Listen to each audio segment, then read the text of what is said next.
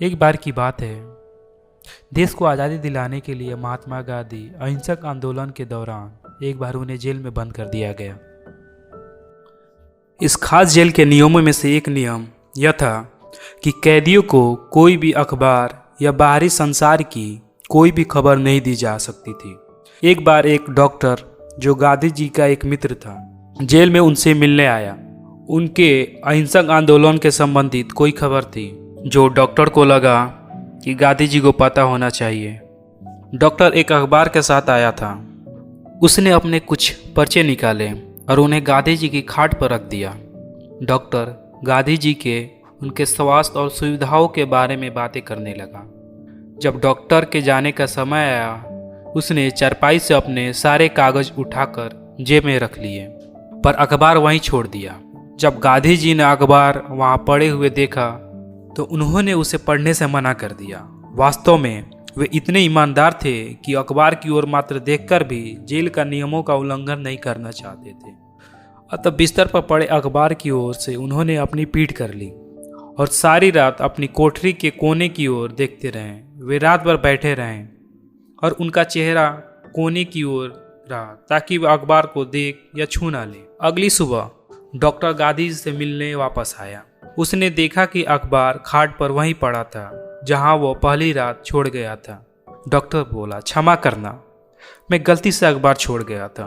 गांधी जी के चेहरे पर मुस्कुराहट आ गई और उन्होंने उत्तर दिया, हाँ, तुमने मुझे पूरी रात एक कोने में गुजारने की सजा दे डाली।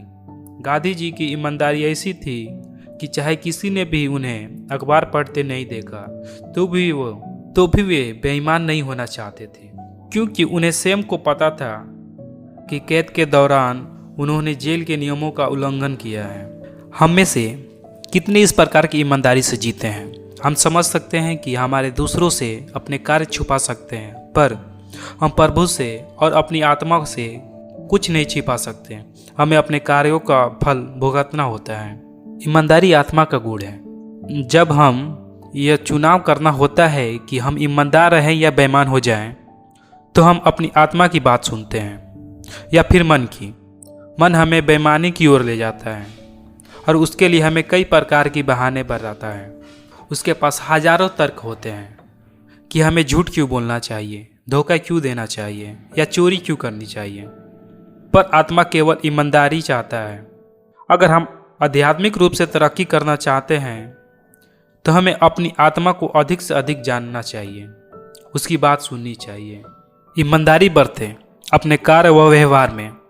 अपनी असली अवस्था के नज़दीक आने यानी अपने अंतर की आत्मा के नज़दीक आने का अर्थ है कि हम अपने कार्य व्यवहार में ईमानदार हो जाएं, या छोटे मोटे झूठ या बेईमानी से अपनी आध्यात्मिक तरक्की में रुकावट डालना उचित है? क्या धोखाधड़ी से थोड़ा धन कमाकर अपनी आत्मा और परमात्मा के मिलन में बाधा डालना? हम ईमानदार रहें या बेईमान हो जाएं? जब हमें यह चुनाव करना होता है कि हम ईमानदार रहें या बेईमान हो जाएं, तो हम अपनी आत्मा की बात सुनते हैं या फिर मन की। मन हमें बेईमानी की ओर ले जाता है और उसके लिए हमें कई बहाने बताता है। उसके पास हजारों तर्क होते हैं कि हमें झूठ क्यों बोलना चाहिए, धोखा क्यों देना चाहिए और चोरी क्यों होना चाहिए। सबसे पहले हमें आत्मा की बात सुननी चाहिए, क्योंकि आत्मा हमें ईमानदारी की तरफ ले जाता है। स्वामी रामतीर्थ कहते हैं कि यदि तुम्हारा हृदय ईमान से भरा है, एक शत्रु क्या सारा संसार आपके सम्मुख हथियार डाल देगा।